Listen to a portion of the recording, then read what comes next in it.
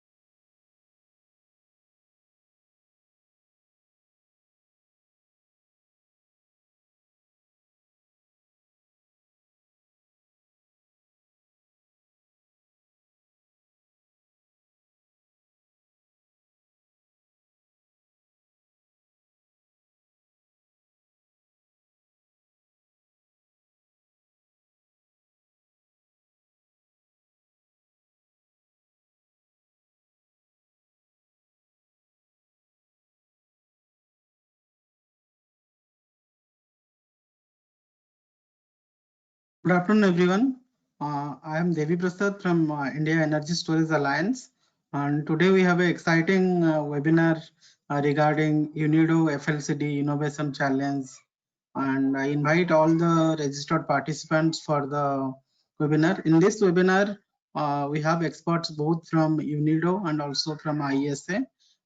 They will tell about the application procedure and also the benefits of this innovation challenge for the energy storage technology innovation.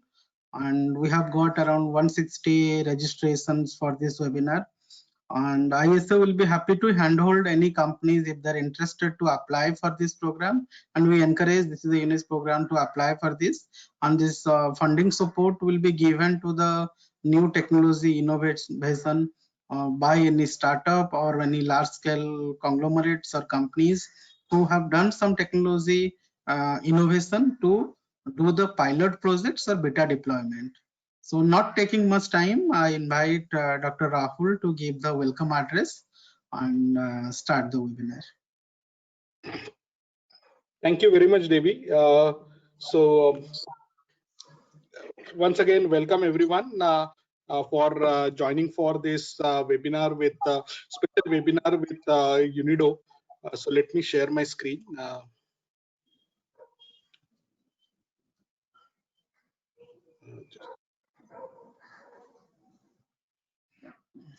Rahul, there is a request from audience, like we are not able to see. So I encourage the panelists, including Sandeep Tandonji, Rahul, and Dr. Satyajit. If you're comfortable, please on your videos.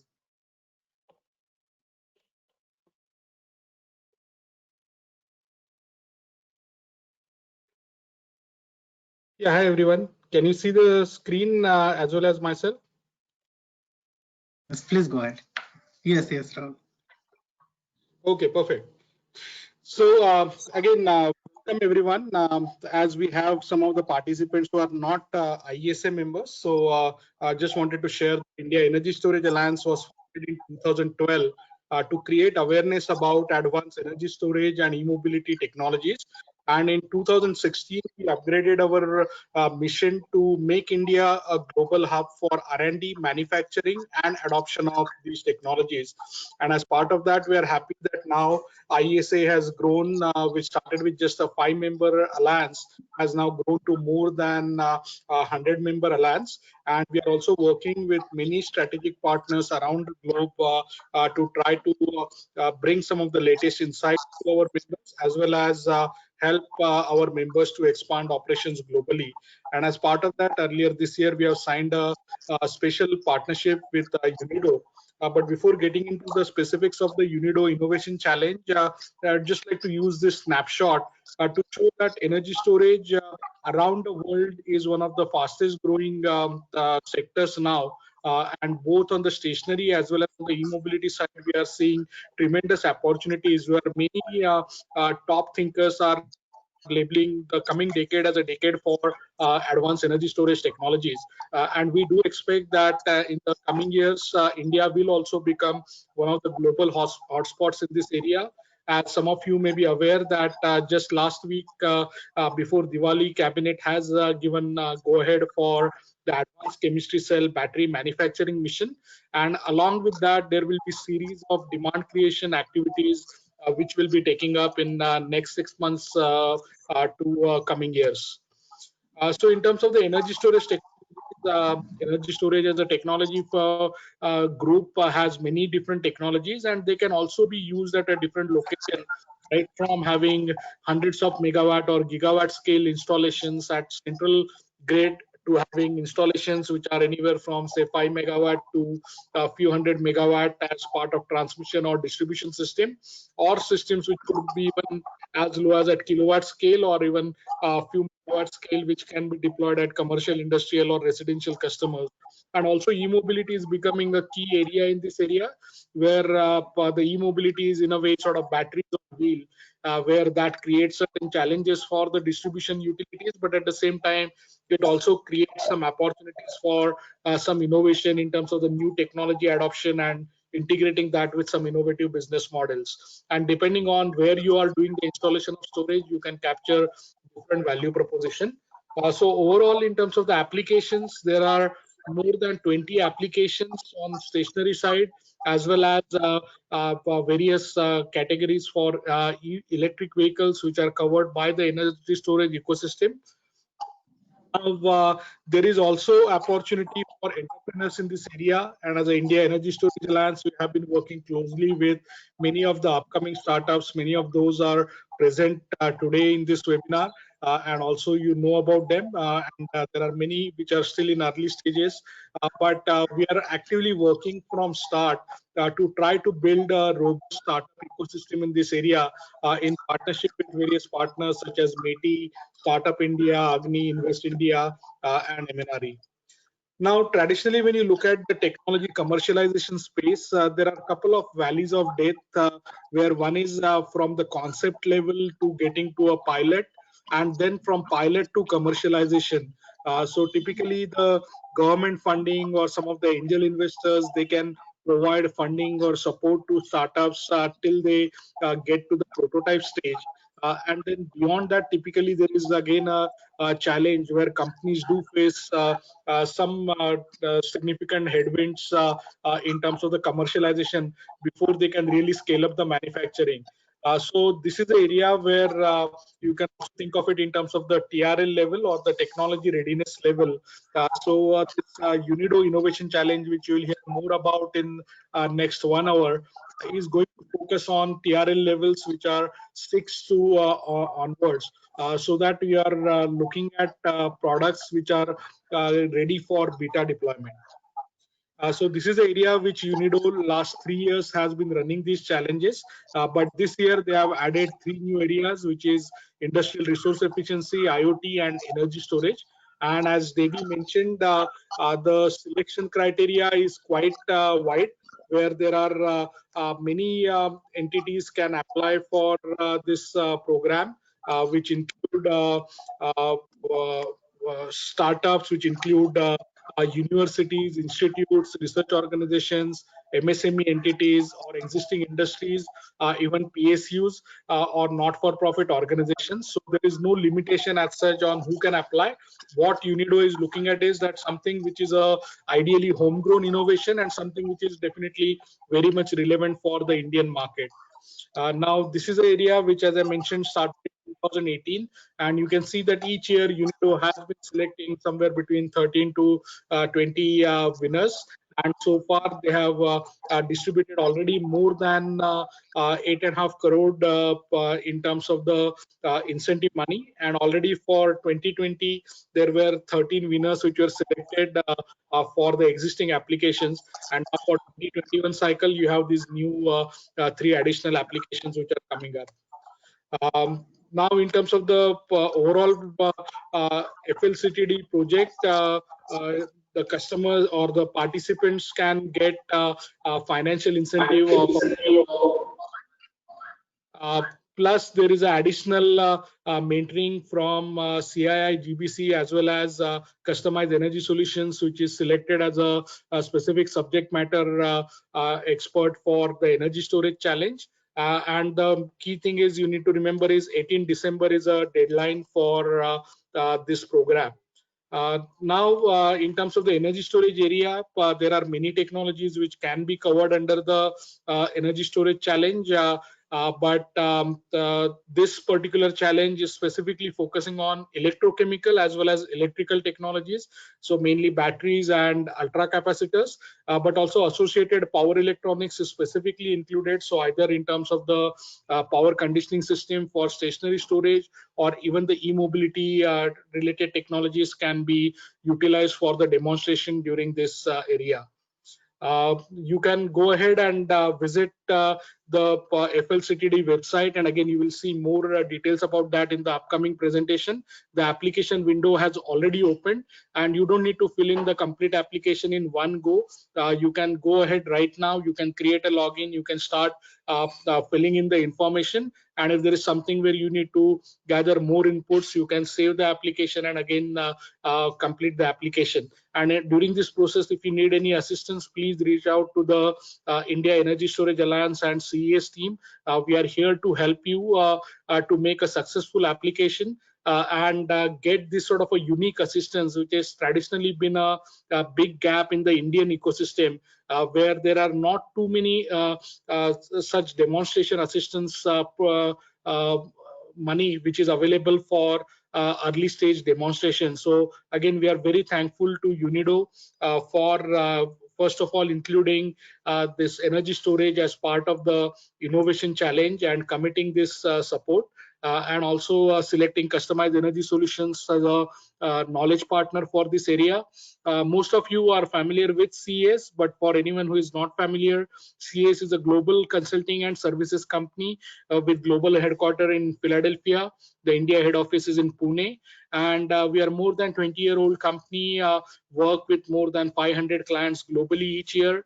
And our emerging technology solutions specifically work with technology companies or companies who are looking at adopting innovative technologies and support them. And we have worked with more than 150 clients in this area. So we will be using some of the insights what we have gained over the years to try to help you in successfully commercializing your technologies and taking it forward. So with this, again, I'd like to also just mention that CES is also has launched a separate startup acceleration initiative. Earlier this month, we did a competition where 12 startups were selected, and also we have a MOU with METI, where any startups who are part of the ISA, they also receive assistance from the METI Startup Hub and vice versa. So we encourage all of you to get actively involved in this area and make sure that the coming decade is a decade for energy storage and e-mobility solutions, and also especially help us in making India the global hub for manufacturing, R&D, as well as adoption of these technologies. So with this, I would like to hand it back to Debbie and Sandeep Tandon, who will take it forward from here. Thanks, Dr. Rahul. We have 3 exciting speakers next, including Mr. Sandeep Tandon, and we will also hear about the past winners' experience from the last FLCTD program, and we will also hear about which are the technologies, evaluation process will happen, and are you eligible in technology and technology validation criteria.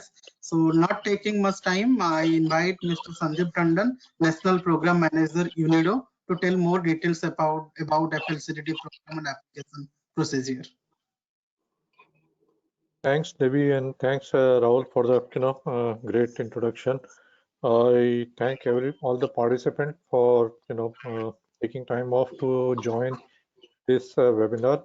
Indeed, we have reached a stage in our project in the last 3 years where it is now becoming very interesting in terms of the uniqueness of the project in attracting the innovation, particularly in the technology area.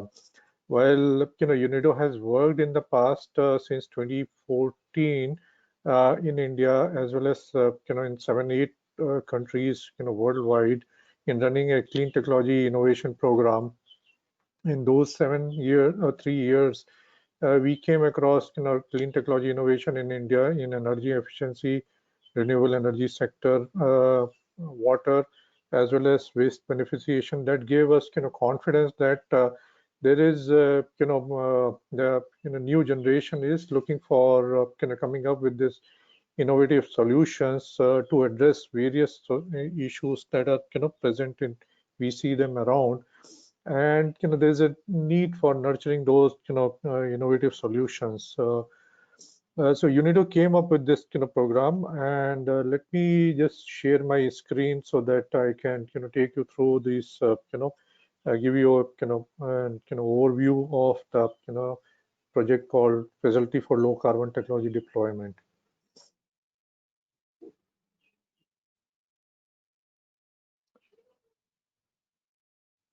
Are you able to see the screen? Yes, all the slides. Okay.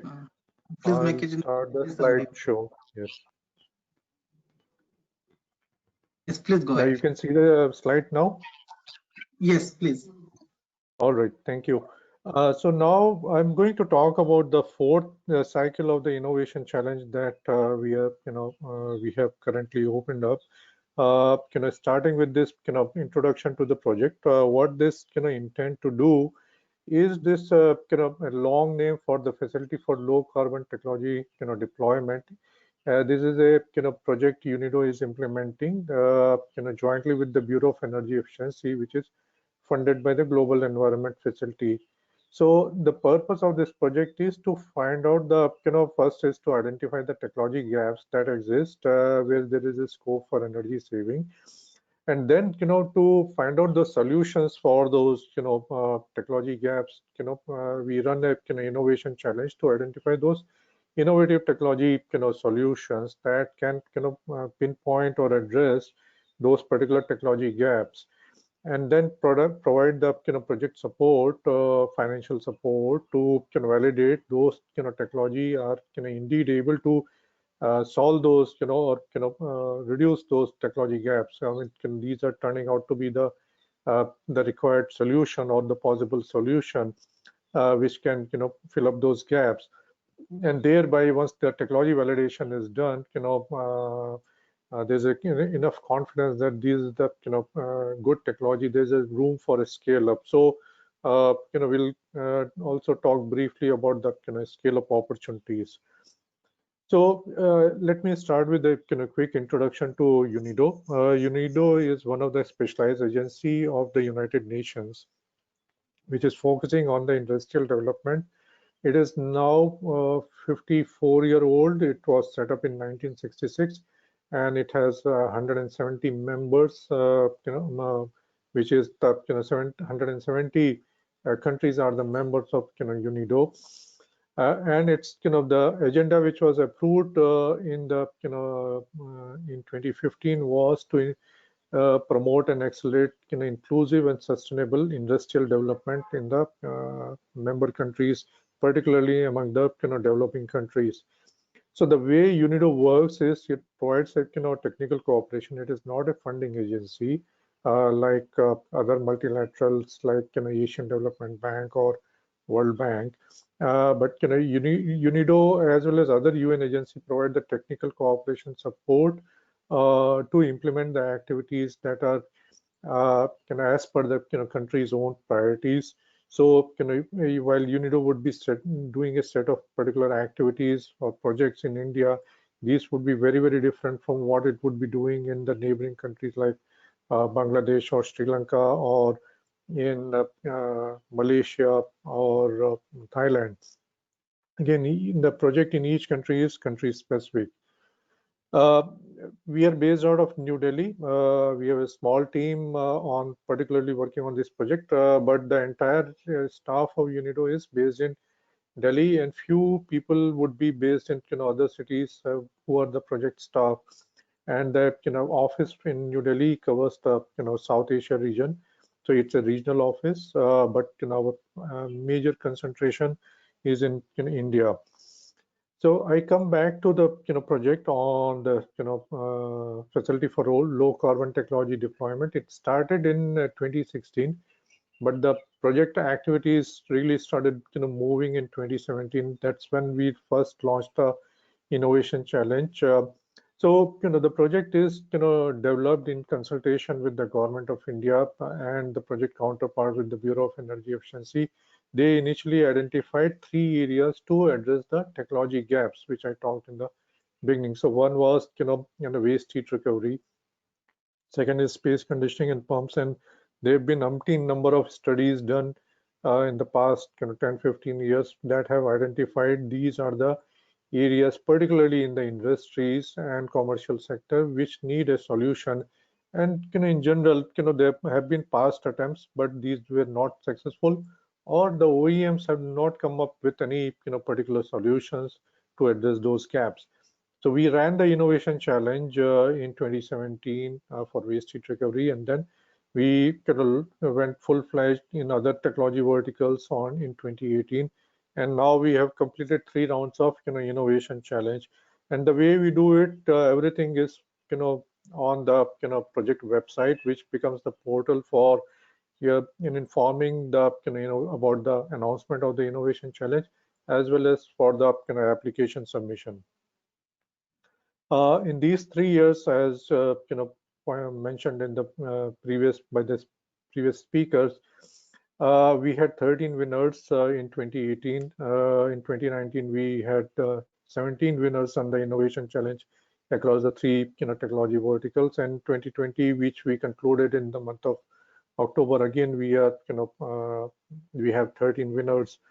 And the project has provided the financial support specifically to the requirement for for the each individual winner for demonstrating and validating their technologies in the field conditions.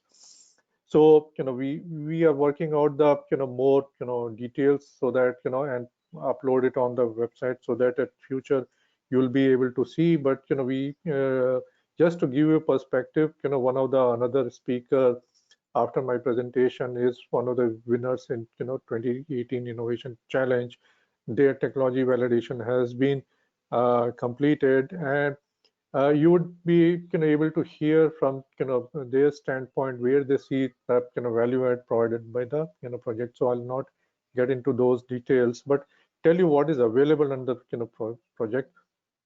Yeah, so I already mentioned about in the first year, 3.5 crore were dispersed amongst the 13 winners, and in 2019 about 5.3, and 2020 we are yet to complete, but these are the some of the locations where these winners were able to do their technology demonstration. So again, some of the leading industries who also with whom we reached out and brought on board for carrying out the technology demonstration. So the end user also gets to see, and they provide some feedback when the technology is in the validation stage. So the kind of innovations that we take into the program is the ones that are in the pre-commercial stage. Once it is commercialized, then this project doesn't cannot provide any particular support. So our idea is about identifying the innovations and then taking them into the field so that there's the possibility about the scale up, but also how effective is the technology that can be checked and validated.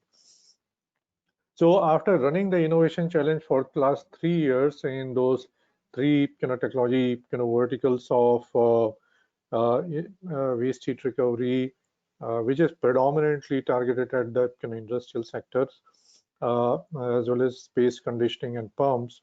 This year, after a lot of deliberation with our project counterpart, we have added 3 new technology areas of industrial IoT, industrial resource efficiency, and electrical energy storage. So again, since it is UNIDO which has the mandate to work with the industrial sector, you can see our focus is very strongly on finding the innovative solutions for the industries, so that industries can benefit. While there are a lot of innovations that are happening in the country, which are generally available to a variety of end users and general customers, and there's not been that much focus towards the industrial and commercial sector, and that is where the this project is positioning itself. And electrical energy storage fits in the both sides, more towards the commercial large scale as well as retail commercial application. But as Dr. Rahul mentioned, we also see that the future is going to be very strongly shifting towards very rapidly towards electrical energy storage, and that is we see as a stepping point or the diving board for the decarbonization journey. And that is the link, as you could see from the title of the project, for low carbon technology deployment. So in each of the cases, the innovative solution that we have seen are more efficient than what is available in the market. I'm sure next speaker will talk about the product that they developed, and we found in the validation stage was vastly superior to what the end customers were saying about it. I mean, we had experience. So the technology development is happening, and that needs to be rapidly rolled out in the market. Yes, we launched the Innovation Challenge on 1st of November. The application submission closes on 18 December. So, coming back to the point, what is the value addition being provided by this project? Why should you apply? Right. So the first point is the project is providing funding support up to $50,000, which is roughly 36 to 37 lakh rupees, for validation and demonstrating the innovation in actual field condition, which is like the beta testing before you roll out the product. Selectively, there's a technical mentoring available by CII, as well as customized energy solution and the subject expert who are involved in the project, which means while you are testing and validating the technology, in a way what the project is supporting is, or providing the value add is, de-risking of the technology, whether you're a startup or you're established company, both from your standpoint, and validation by the expert as well as the people who are actually working in the industry is something a strong endorsement that you're ready to go in the market. So it can give you the confidence to roll out the product, brings the industry linkages. And in case of in selective cases, we have also looked at providing the financial mentoring and fundraising support, so that when there's a demand for the product, you are able to raise the money. So what this project is essentially doing for all these 3 technology verticals, as well as the other technology vertical that I talked about, we take the innovation which are at least in the development stage, where you have developed a functional prototype, or at least done 1 or 2 trials, but you really want to get a confidence and support, a sort of a peer review for scaling it up. So the project is basically helping you to go very fast from technology readiness level 5 or 6 to 8 to 9, depending on where your respective case is, and that is very, very important. And again, I'll show in the coming slides why it is so. And that is where the project is also very unique. So if you look at from a same thing from a different perspective, to take a product, whether it's a, small, I mean, a startup or as well as established company, the journey is the same. One of the critical point is about, market demonstration to get it validated and accepted by the, end users, so that end users start investing and buying those, technology. And for these, critical, stage, particularly when it comes to innovation, that is where the, project is providing that, intervention. So, Dr. Rahul talked about the, valley of death. There's a, another study by the, Rocky Mountain Institute, which had identified for a, climate technology, startup or innovation, there are 4 valleys of death. So it, starts right from the, basic research to, spin out which startup would be going through all of these cycles, while, a larger company would be able to easily overcome valley of death for 1 and 2. Again, it depends on how open the, top management is. But there comes a crucial stage where you need to take it to, for market validation. And oftentimes, many of the innovations in a startup don't find any financial support available, or the cost, requirement is also, goes up. So if you see on the left axis and on the size of the triangle starts increasing, because the, when you go for market validation, there's a significant amount of funding is needed, because the risk also starts going up. Technology validation doesn't mean or guarantee from our experience that everything will be fine. There are always element of surprises, component don't work, or the conditions that you face you're not, foreseen. So, and that is where the, project is providing that, financial support and giving you room to, revise, your design, improve the reliability and functionality of the, system, so that, you can, go further with, the deployment. So coming to the, back to the project, how we go about is, this is a typical cycle of our innovation challenge, which is like any other innovation challenge. It starts with the defining the problem statement, which we do by constituting a panel of experts for each of the technology areas. So it is the expert who, define the, problem statement, uh, supported or assisted by customized energy solution as well as UNIDO in case of, energy storage, because customized energy solution brings that, a long-standing experience and, domain knowledge. And then thereby we go about, announcement of the innovation challenge. And, then it's a, standard process of, screening and shortlisting and selection. So, typically it could take anywhere from, 6 to, 7 months from announcement to, selection process. The expert panel comes from, different background, particularly from industry and science and technology, or, academic institute. So it's a, mixture, people with, different, background and long-standing, experience, who have the knowledge of this, particular, domain. They come together to, constitute the expert panel, and they are the ones who are involved in the, selection process. Who can participate? Practically anybody who's working in the, technology area, right from the, technical institutes to the, university, startups.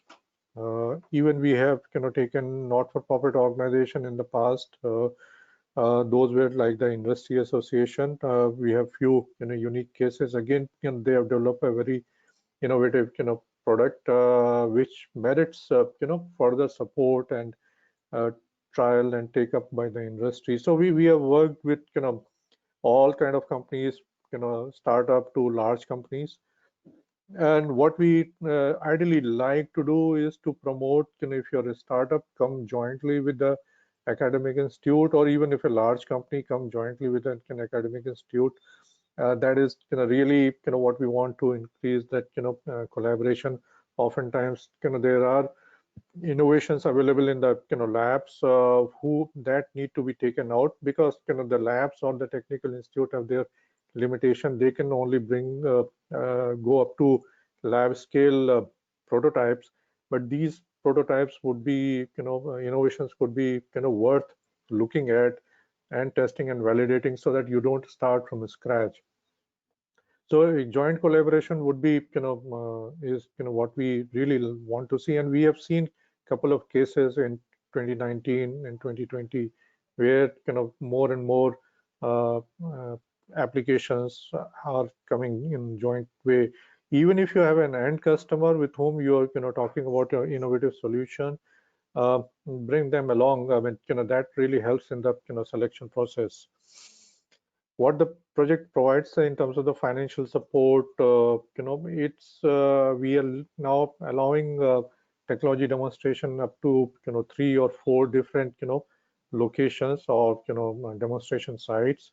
So the project provides the capital expenditure associated with the technology demonstration, all the consumables that are go along for that technology demonstration, certain intangible costs involved in the design and testing in labs.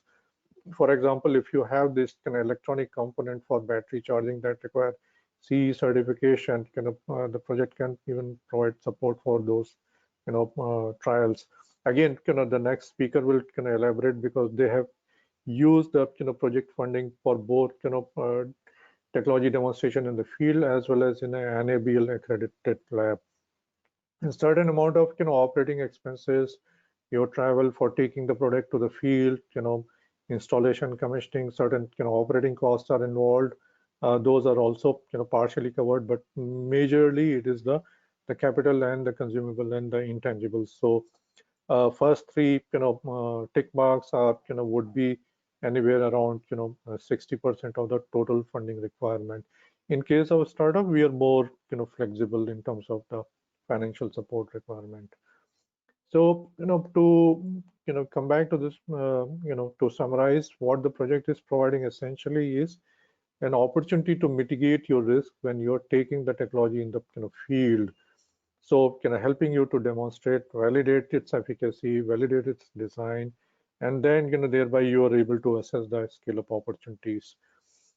So in these 3 years, what we have been able to do, we have been able to bring several partners along, including IESA, as you can see, which is playing a crucial role, CII, Green Business Center, other partners.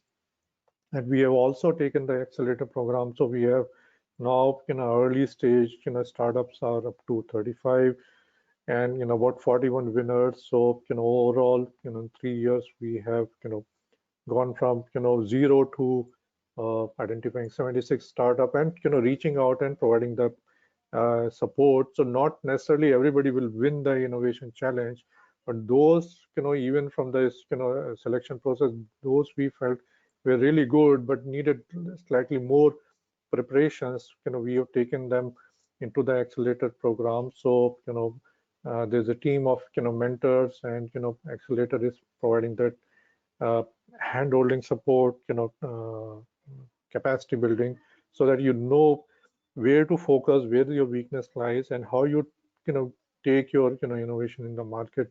So whether you get the support from the FLCTD project or not, you should know enough that you have the confidence and all the knowledge on taking your innovation in the market. As I mentioned, we started, it's UNIDO is implementing the project jointly with Bureau of Energy Efficiency and funded by Global Environment Facility. When we started the project, we got CII on board. Sangam, which is running the accelerator program, came on board a little later, and IntelliCap for providing financial due diligence and funding roadmap. Then we have recently got customized energy solution and IESA. So we are broadening the platform and reach, and of course we are now in 2020 we got support from Agni, which is part of the Principal Scientific Advisor to Government of India's program, as well as Startup India, which is part of the Ministry of Commerce. All of those work focus on supporting the innovation space we are working, and of course, our areas are slightly different from what others have been doing. Our winners in these 3 years are spread across the 10 states, uh, as you can see. And what we are trying to do as a goal of this project when it ends in 2020 December of 23 is to uh, create a vibrant innovation ecosystem where different stakeholders like the technical institute, financial institute, innovators, and industry can come together to look at what innovations are happening, and so these can be adopted. At the same time, industry and commercial sector can give you input where new solutions are needed. And the goal of this project is to come up with these innovative solution that can help to reduce the energy consumption in various sectors as they are scaled up. And with the medium like energy storage, this could serve as a bridge to take the country faster on the journey towards decarbonization. So as I have been hearing from the larger industries, they are already talking about decarbonization, and this project provides the unique solution for the industry so that you don't have to go and buy these technologies and solutions from outside the country. There's enough available in the country, there's enough innovation happening in the country. We want to bring the two sides together, and we are keen that we in next coming 3 years we continue this journey. We will run the innovation challenge again in next year and the year after, so that we build up the entire momentum. And in these 3 years, we have seen the quality of applications have improved greatly. So we have never, the decision is, final decision is by the expert panel, and it has been on the merit of the innovations, on the quality of the applications have tremendously increased in the last 3 years. And likewise, we expect the same thing to happen in that in these technology verticals that we are announcing now. So with that, I'll close my presentation, and I'll be available to take up your questions. But let me pass it on back to Devi. Thank you very much. Thank you, Sandeep ji. We have already received around 6 to 7 questions. We'll discuss at the end in Q&A session. And I'm not taking much time. I invite Mr. Manoj Modi. He is one of the past winner, and he heads R&D department at Shakti Pumps to give his experience as part of FLCDD as a winner. And maybe some of you in next year will be invited as a winner in energy storage space. So he is from different vertical, but I will be happy to invite Mr. Manoj Modi to give his experience, how the process was there. And after him, we will discuss more about the technology and qualification criteria, and more specific to energy storage domain, which is the new vertical this year. Mr. Modi, I'm just making, okay.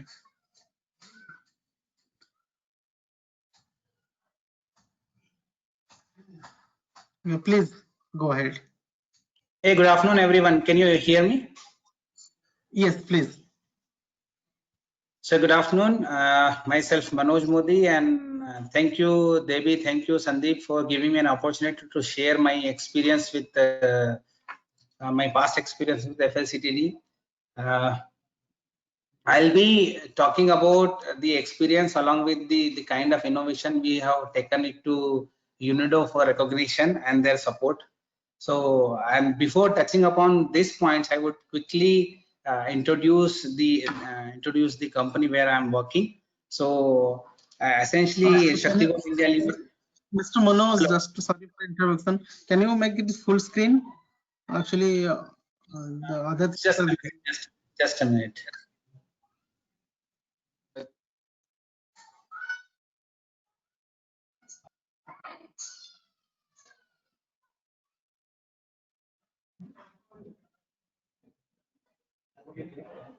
I think maybe you have two screens and this is showing the other screen. I'm also searching where is it.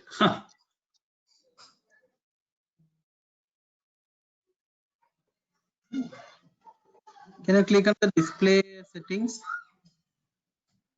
Display setting. Just a minute. Huh?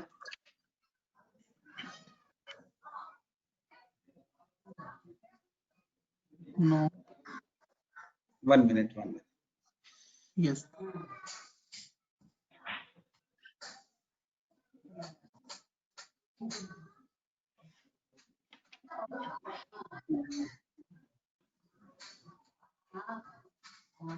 Manoj, once you start this slide share, there is a display setting on the top of the screen. So you can start the slide share. You can go on the full screen. Go on the full screen. Yes.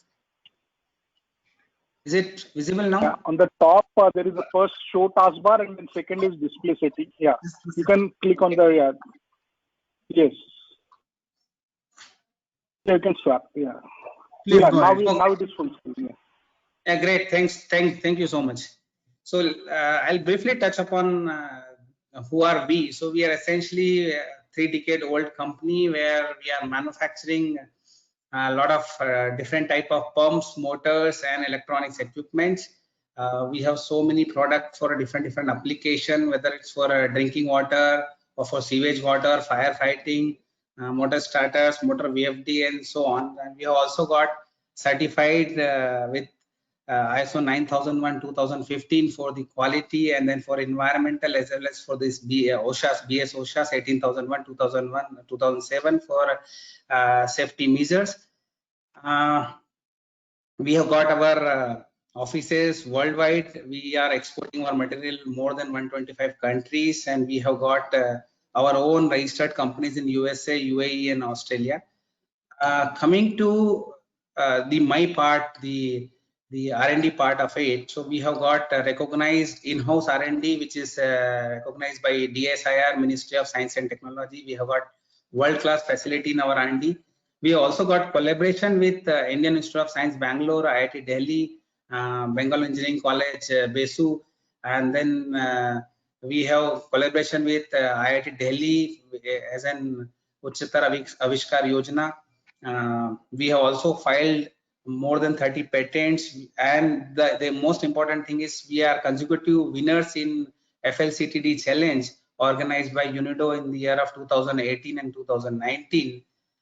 Coming to let me touch upon what we did in 2018 and how UNIDO and FLCTD supported us. So we were working on developing a motor which was a hybrid in nature, which gives the benefit of induction machine and shows the efficiency characteristics of permanent magnet machine. So we clubbed both the technology and developed kind of hybrid technology where you get the efficiency benefit of permanent magnet motors, but the reliability and then the starting characteristics remain as good as induction machines. So that's what we did in 2018, and it was very well appreciated by UNIDO. We filed the application. What kind of supports we have got, I'll come to that point. So this is the first project we did in the year of 2018, and for this 2018 FLCTD, I have been the company been awarded by Minister Nitin Gadkari and Dr. RK Singh Saab. So this is the photograph. Now in the year of 2019, we did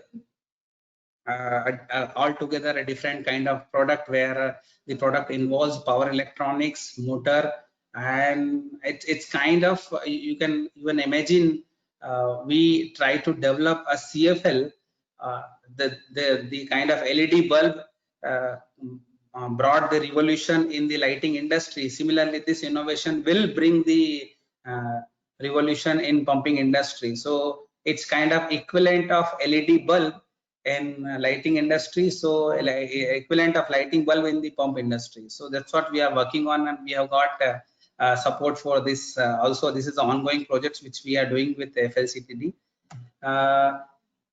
Coming to the most important part, the journey where we got support from UNIDO.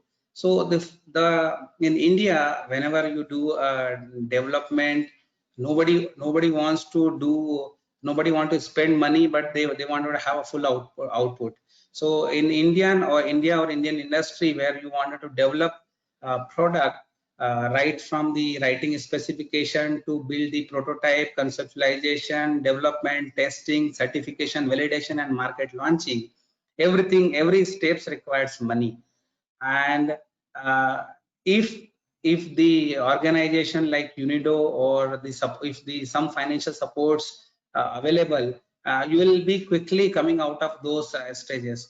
So the first and most important part which you will get is the recognition. What happens is you can say, I have innovated a world-class fantastic technology, and unless otherwise somebody else, some third party comes and say yes it is an innovation, so you will get an recognition. The number one. Number two is the financial assistance for designing it. So when you design it, you need the manpower, you need the components for electronics, you need to do a lot of machining, because making a one prototype of 100 rupees product will charge you at least 2000 rupees at the initial stage. So during the R&D, the financial increment or financial cost incur will be very high. So that kind of supports also you'll get. The other supports which you get is during if you need to buy special equipment for testing which is not available in your laboratory, and also those kind of support also you get. The fourth and most important thing is, once you are developed the technology, you have validated in-house your internal laboratory, you have done the couple of trials, testing, result, and everything. Then what happens is you have to go to external laboratory for certification, like the efficiency which you are claiming, the profile which you are claiming, is it validated by third party? And external laboratory, whether it is UL, TUV, or Indian IREDA laboratories, they charge a very high amount of money to validate your product. And the last but not the least is the validation of entire process, and doing the proper field trial at the customer end, and giving you the results with the proper measurement and verification template, like how your product performed in 1 year period of time, what was your claim, and whether it has achieved that particular claim or not. So those supports you will get it. So in our case, during both whether it is FLCTT 2018 or 2019, we have got a financial support, and we have very well utilized that financial support for proto build, development testing, laboratory testing, and the field trial. So you need not to find a customer to do the field trial. The UNIDO along with the CII, and they will identify the sites, they'll hand over the site to you, you have to go and install it, and then the amount which you will incur during this kind of work, travel, buying the components, coming back, everything will be supported from FLCTT. So thank you, that's all from my end.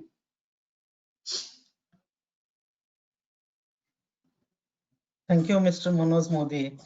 And we hope next year we'll see few winners from energy storage space. And now I invite Dr. Satyajit Phadke, a manager R&D customized energy solutions, to give brief about technology validation. Now, you must have heard about application procedure, what you will get. Now, let's know about on what level you should be and how your technology qualify for this application procedure. Satyajit, handing over to you. Sure. Thank you, Debbie. And good And, afternoon to this will all the audience. In meantime, I encourage all the participants to write their questions. We have already received around 10 questions. If anyone have any more questions, please continue to type. We will discuss after Mr. Satyajit's presentation.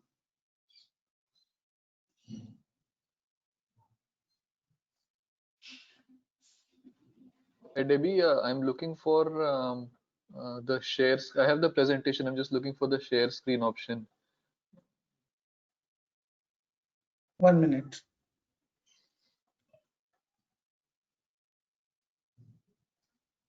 Please go ahead.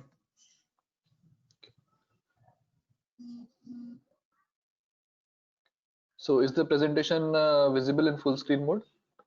Yes, yes. Okay. All right.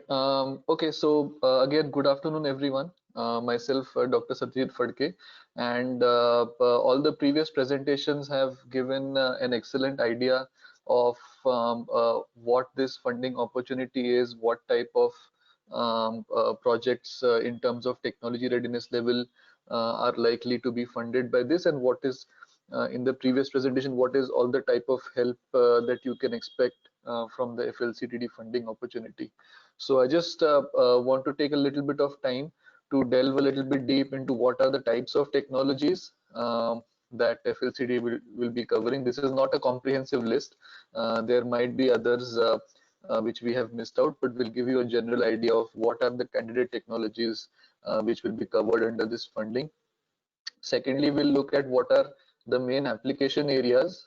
So we have prepared a classification of what are the different types of applications which may come under this. Again, I also want to specify this is also not a comprehensive list. So there might be applications that you have which we have not covered here in this particular list. But this is just to give you a general idea of what are the categories that we are looking at.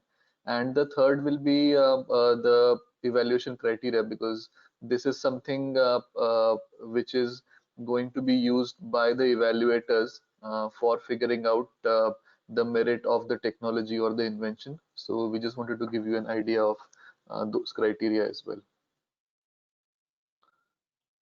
So in terms of candidate technologies, there are three broad categories. One is that of electrochemical batteries. So this includes all the existing and advanced and under development technologies such as lead acid and advanced lead acid, lithium ion batteries, including existing chemistries, any chemistries under development, flow batteries, vanadium redox, zinc bromine, and any other chemistries also under development. Also high temperature batteries, so sodium sulfur, sodium nickel chloride, or any other technologies which would qualify in the high temperature battery category. In addition, solid state batteries, lithium sulfur batteries, which are all next generation of lithium ion batteries, those are also covered under this, and also metal air batteries. So this basically gives you an idea that anything which is using an electrochemical phenomena for storing of energy would be covered under this program. The second category is that of supercapacitors. So wherever very high power applications are required, so their supercapacitors can perform the function much better than electrochemical batteries, and those are also covered under this funding program. So these could be any supercapacitors ranging from those based on activated carbon, hybrid supercapacitors, and even lithium ion capacitors. So based on whatever the application is and whatever technology you are working on, if those come under the category of supercapacitors, then they will be covered under this program. The third category is that of power electronics. So whatever system is being built using any of the energy storage technology, it will also need accompanying power electronics to make sure that the system is coupled well with whatever application that it is serving. And if you are working on some innovations on the thermal management area, on the battery management system aspect, inverters, power conditioning systems, fast chargers, or any other advanced technology which ensures that the batteries or supercapacitors or the energy storage device can be used more effectively, then those are also covered under this program. So as mentioned in many of the by many of the previous speakers, basically the more interest is in technologies which have reached a higher technology readiness level. So something which is ready for beta deployment involving any of these or related technologies will be covered and will be given more benefits under this program. So second aspect is what are the application areas, and again this is we try to be as detailed as possible, but of course there might be other unique applications which we have missed out in this, and we are very happy to consider something based on its merit, even if it is not exactly a part of this list. So there are three broad categories: stationary storage, which includes UPS systems, any storage systems for peak load management, for diesel usage minimization in diesel generators, for renewable integration, so integrating solar and wind power, and smoothing applications or shifting of energy long duration applications to meet customer requirements. And additionally, any technology also developed for rural microgrids. So this would be technologies for supporting economic development through micro, small, medium industries, for rural processing of foods such as milk, cereals, oil, etc., and anything also for any traditional cottage industry which is based in a rural setting.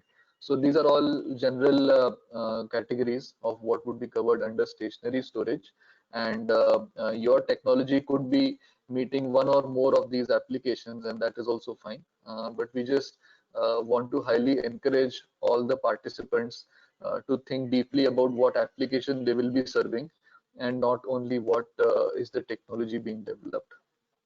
The second category is that of e-mobility, and that includes anything from bicycles, two-wheelers, three-wheelers, drones, UAVs, marine vehicles, land-based vehicles, and these also can be attached to either specific applications such as agricultural monitoring, rescue operations, filmmaking, exploration. So we highly encourage thinking about what are the conventional solutions which are used for these applications, and what is it that you are inventing or which you are developing, and how that can be better than what is the existing solution for that application. And this also includes any alternative personal transportation devices like Segway, unicycle, or hoverboard, or any other technology which would come under this category. And those could again be useful for indoor locations, for intra-campus transportation, automated guided vehicles for manufacturing plants, and so on. And the third category is some more specialized applications which could be grouped under any of the above two.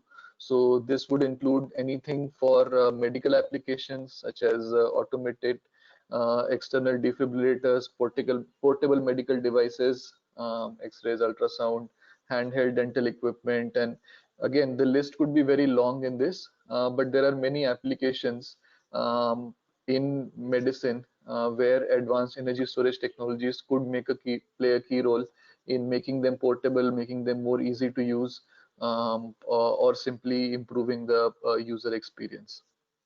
And this also includes any technologies for clean cooking. So anything which is able to reduce the greenhouse gas emissions associated with the cooking. So those will also be covered under this program. And the following is basically the last slide. This is not extremely detailed, since we also want to leave it a little bit open-ended. But basically, when you are filling up the application, there are some key things to be kept in mind when thinking in terms of whatever application you are developing your solution for. So based on our assessment, there are three major areas where your technology could be making a difference in the application. So first is that of peak load reduction. So there are, just to give an example, there are many industries or locations where the base load requirement of power is generally quite low, but then there might be few hours of a day, or just 1 hour, or even less than that, where a very high power is required. And in such cases, one solution, the direct solution, is to install electricity distribution network which is able to serve that high power, even though it will be used only for a very short period of the day. So that is the part where batteries or any type of storage can play a key role, because the batteries can be charged over a long duration when the power is available in excess, and they can be used to supplement the power requirement for that short duration when a very high power is required. So if any applications like this exist, and your solution is playing a role in solving the problem, or in making this power supply available, then that is one part of it. The second is in terms of the energy saving potential. So whatever application is being served by your device, there might be another way of doing the same thing, where a much lesser amount of energy is required because of whatever device is being used or whatever physical principle is being applied. And some examples of this, but this is again just for example's sake. So one example could be hybridization of engines. So whenever an engine runs, depending on what is its power rating and what is the power which is required, it may be running at a very low efficiency for most of the time if there is a significant mismatch in the power required and power which can be delivered. And that is the part where batteries can play an important role in coupling with such engines and ensuring that the engines run at high efficiency throughout the duration. And if there is excess energy which is available, which is stored in the battery, then this can also lead to basically shutting down the engine for some time and completely running on the battery. So hybridization, whether for stationary storage or for transportation applications, is one way in which energy saving could be happening using energy storage technologies. The other example could be where, for example, in elevators, the elevators are always balanced by a counterweight. So when the counterweight moves up, the energy is being used by the elevator. When the counterweight moves down, energy is being generated by the elevator. And if there is a suitable energy storage device, then this energy which is generated during the downward motion, that can be stored, and this can lead to overall energy saving with regard to the operation of the elevator. So this is just an example. Other examples could be, for example, replacing last mile delivery systems. If two-wheelers or three-wheelers are being used, then replacing them with personal transportation devices, if they can be used, then that can also lead to lower energy savings. So again, this is, as you think about whatever application or technology you are developing, it would be useful to think about also what is the potential impact and how it is doing a better job compared to what is the conventional way of doing things. And the third aspect is that of greenhouse gas reductions.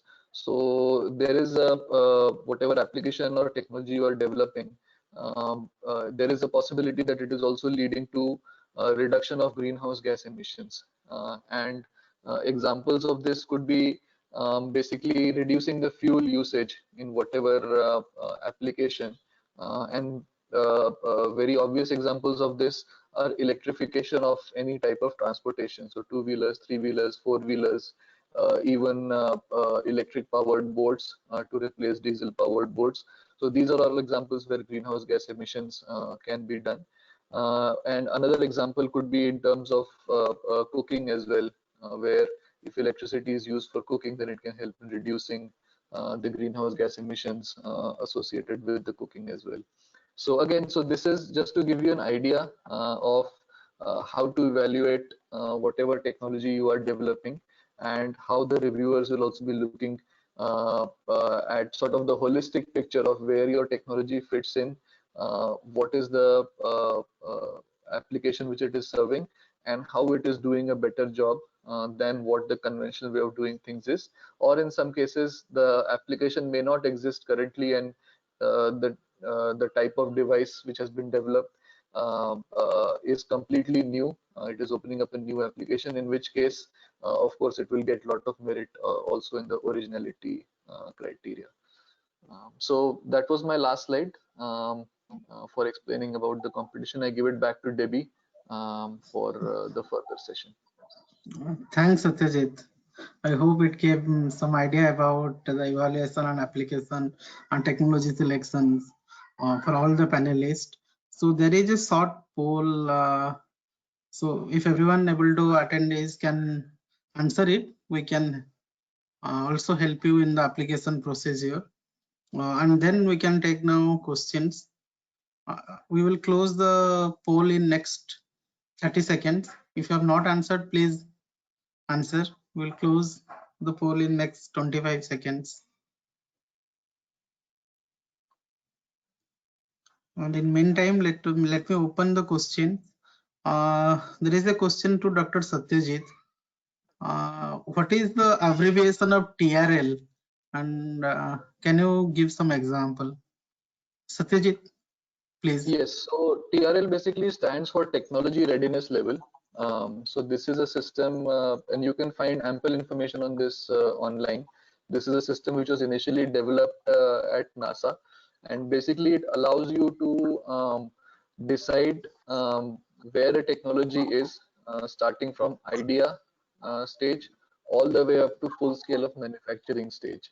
So generally, anything which is at an idea stage or for which you have made some basic models to show that it works, at least in concept. So that is generally in the 1 to 2 technology readiness level scale. Then 3 to 4 is generally where you try to do some proof of concept experiments to figure out whether it actually works in practice. And you may also do some lab scale experiments, or you may build some lab scale prototypes to demonstrate that at a lab scale it is showing what performance you're expecting. Then 5 and 6 where you try to build commercial prototypes of this. So commercial are scaled up versions which you expect that will be very close to what you will be manufacturing one day. So you build the commercial prototypes, and in TRL 6 you do the testing of those prototypes to figure out how it is working in the field, how it is serving the application. And then beyond that, 7 to 10 is where you gradually build a pilot plant for manufacturing, scale up the manufacturing, and basically clear out all the issues which happen in scale up of manufacturing. So based on the TRL level, this funding program is basically focusing more on technologies which are close to being ready for commercial deployment, but they need that last and final push where potential customers and clients can be convinced that this is a good solution, and actual demonstrations can be done for getting the client support. Okay, thanks Satyajit. And we have received 70% of attendees have voted, have submitted their polls. We request on other 30% to please submit the poll. I'm closing the poll in next 10 seconds. And the next question is to Mr. Tandon. The question, in application where budget for a pilot or beta deployment is much more than 50K USD, would UNIDO be considering such project for part payment up to 50K USD, and we will arrange separately by the startup itself or through other funding? Yes, we have few cases, not many cases, where the cost has exceeded $50,000. But then you have to be very, very clear in terms of when, if you're going for technology demonstration, does it really require that kind of level of funding? Can you not do a validation at a smaller amount, because the when you're doing the validation, the risk still remains, as we have also learned the case. So whoever is putting the balance amount of money, they will be always also experiencing that same amount of risk. Well, in our case, this money is in a way is the risk money. So you can, if you, the better thing is to keep it to the limit to utilize this for validation. But there could be exceptions where the funding exceeds for the technology demonstration trials exceeds $50,000. There, yes, the innovation would be provided it meets all the requirements. It gets approved by the expert panel member, then we will be asking for the exact detail where the remaining amount of funding is going to come from before the funds are sanctioned and released by UNIDO. So not a limiting factor, but it should be clear to all the stakeholders how the remaining part of the innovation is being funded for validation purpose.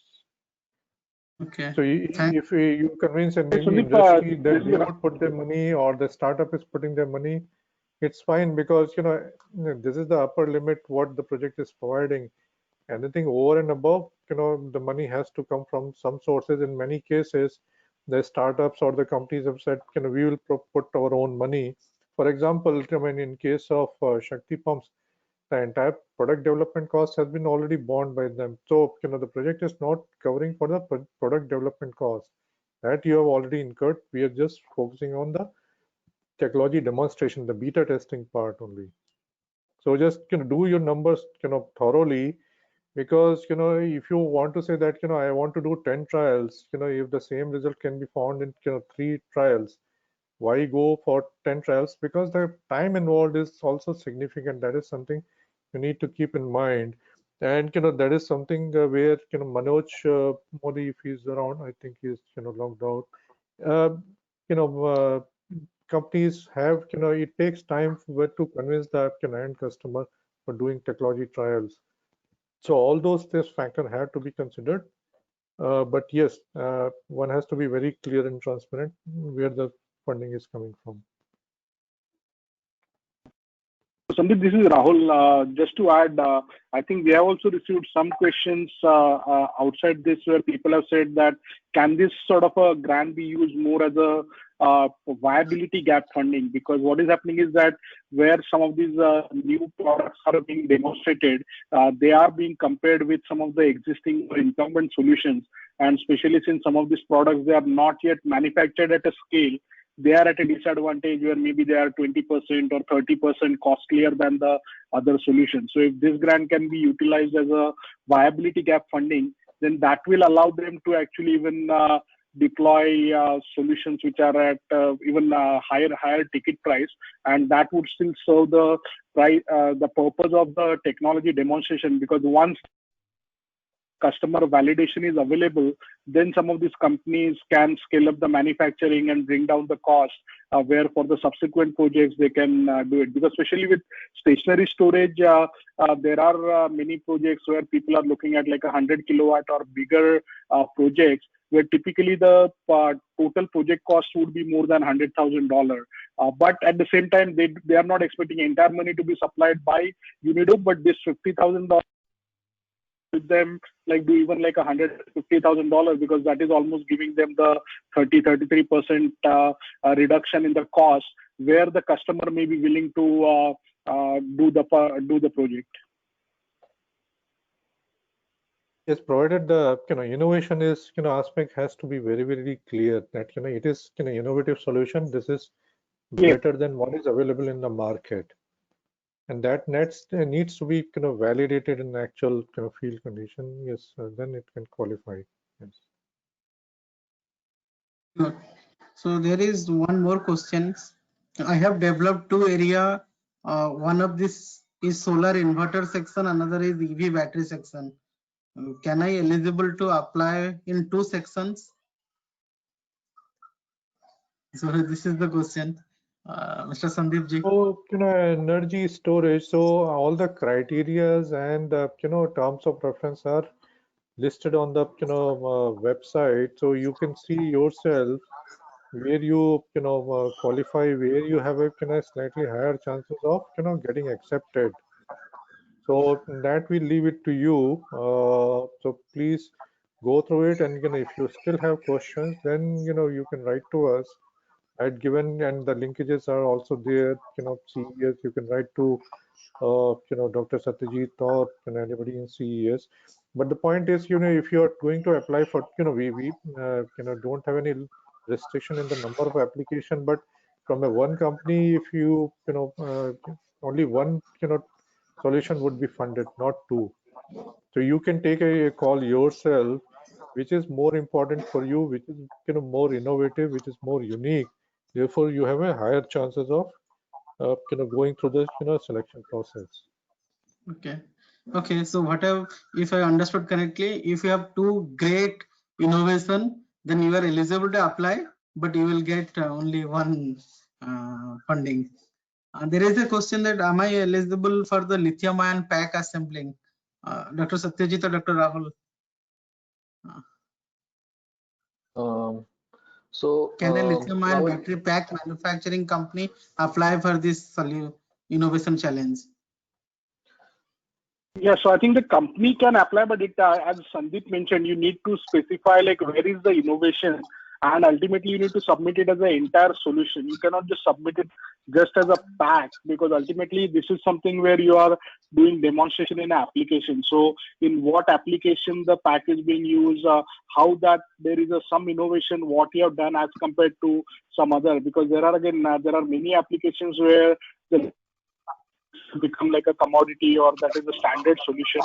So as Sandeep mentioned, the expert panel will specifically focus on what is the innovation that you are bringing and how that is a game changer, or how that can help being scaled up, or be ultimately helps meet the some of the criteria what again Satyajit walked through, whereby deploying this innovative battery pack, is there how much saving you can achieve in a particular application. So you need to go through the complete application form and try to fill it in and highlight how does your innovation fit into this, and then the expert committee will come back to you if there are any more questions which they need answers to.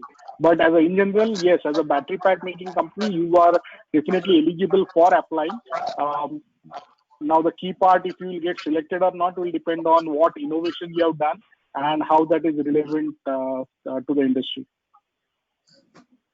Yes, anything Mr. Tandon or Phadke, Dr. Phadke want to add, or we'll go to the next question?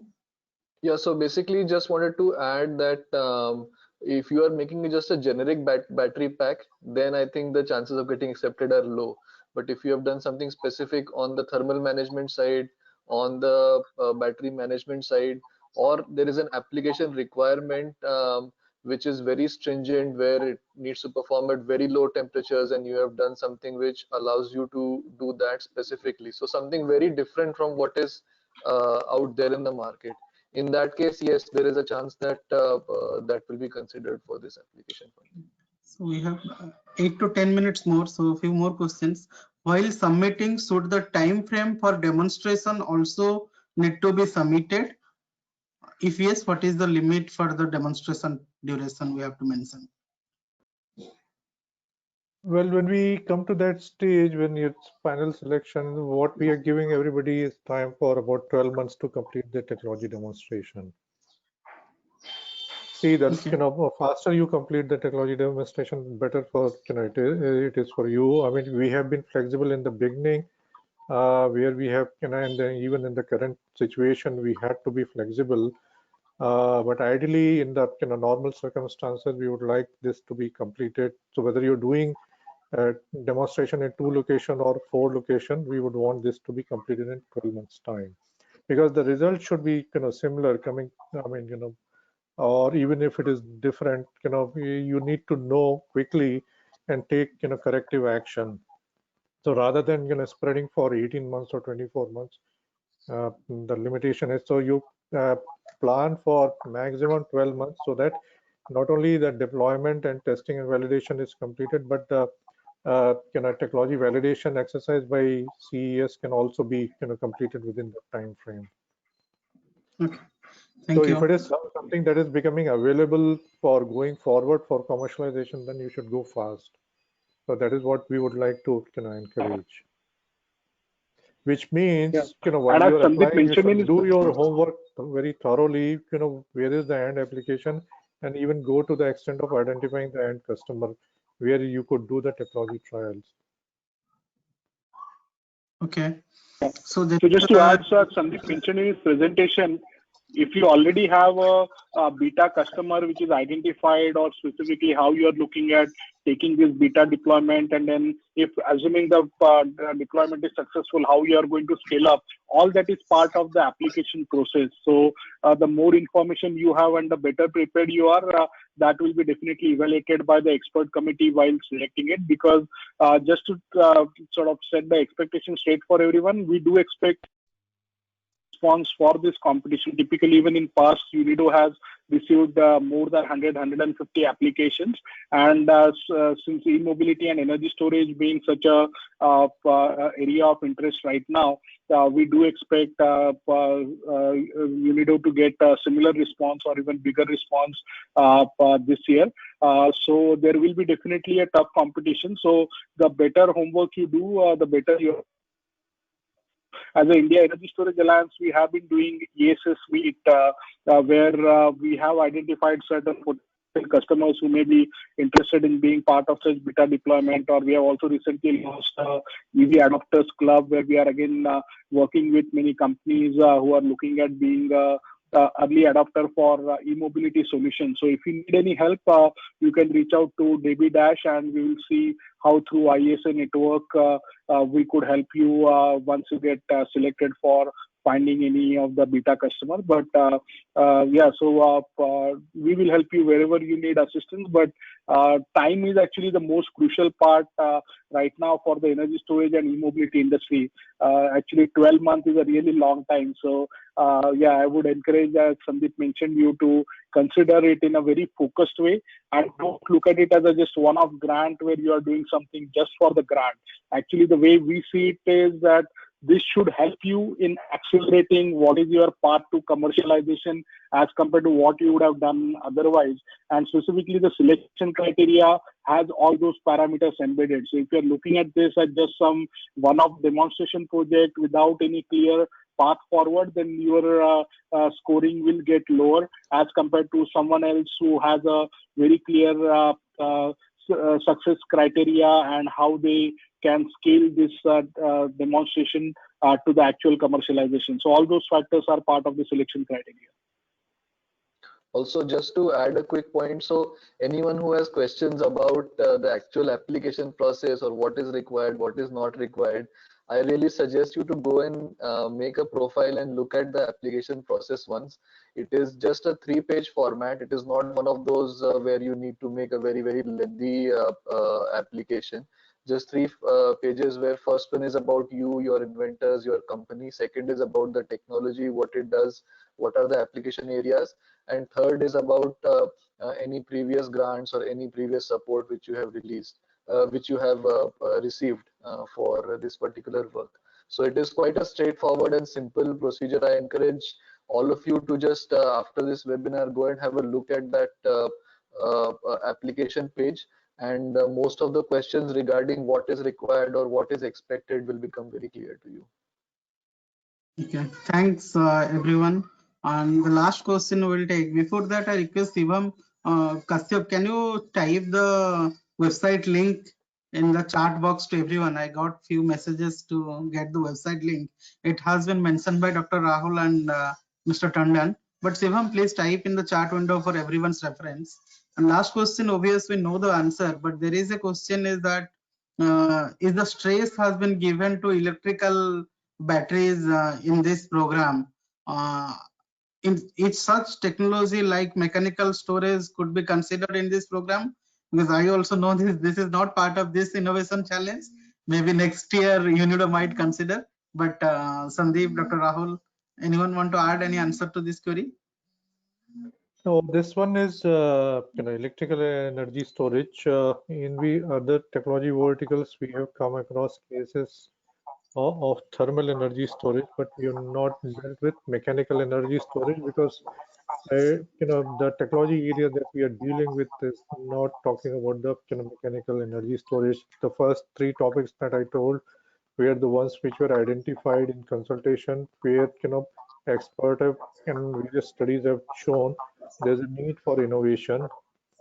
Not enough has been focused for mechanical energy storage. So not at the moment, unfortunately. This is confined to electrical energy storage. So thanks to all the speakers. Just as a IESA, we do have a Beyond Batteries initiative. So Devi and me, we are again continuously looking at ways in which, as an India Energy Storage Alliance, which is a technology agnostic alliance, we can support other forms of the technology. For example, Dr. Satyajit is now leading a new initiative called MITE, Mobility and Infrastructure Solutions with Hydrogen, Green Hydrogen Technologies, which was launched earlier this month at the India Energy Storage Week. So there are these type of other opportunities which are there. So again, this is not just a one silver bullet for all form of technology, but we are really grateful for UNIDO for bringing this $50,000 individual funding for innovative electrical energy storage projects. And it is not only batteries, even ultra capacitors or power electronics and other associated components for e-mobility are covered as part of this. So this is I think a great start, and depending on how the response is and the quality of the applications, we will continue to work on UNIDO to expand on this in the coming years. And also as IESA, we'll try to find other possible funding opportunities to the innovators in this area. Okay. Thanks, Rahul. Thanks, Sandeep. Thanks, Satyajit. Thanks to all attendees. We are on time. Please apply starting from now. The website link has been given. Any queries, feel free to reach ISR team whenever required. We will also take the help of UNIDO team to answer your specific questions. If we can answer, that is better, because we don't want to disturb UNIDO's team to answer queries. So feel free to reach to me, Sandeep Gupte, Mr. Dr. Satyajit, Dr. Rahul, Mr. Shivam Kashyap, anyone from ISR team to answer your queries and helping you in application procedure. Please log in from now, and we are waiting for your application. Thanks, everyone. Thank you, all the attendees, speakers. Thank you. Thank you.